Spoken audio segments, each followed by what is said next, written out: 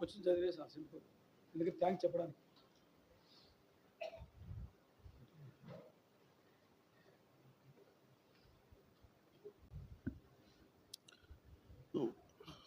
(1989) నేను మత్తయ్య గారికి బాప్తిస్మం ఇచ్చాను. ఆయన చెప్పమంటే నేను చెప్పాలి ఇప్పుడు వాక్యం. ఆయన ఒక వాక్యం చదవమంటే ఒక వాక్యం చదవాలనా?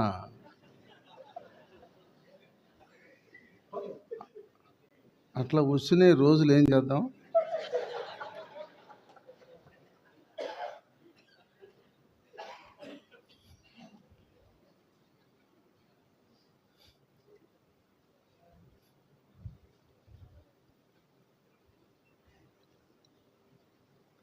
ఆయన చెప్పినట్లుగా ఒక వాక్యం చదువుదాం.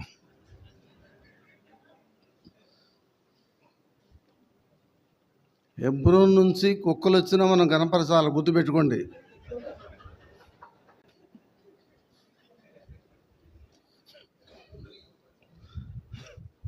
అర్థమైందండి?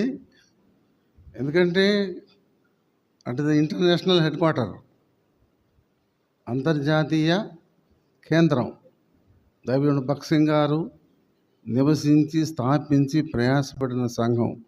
అక్కడి నుంచే మనమందరం ఈ విధంగా తరబిదై వచ్చాం.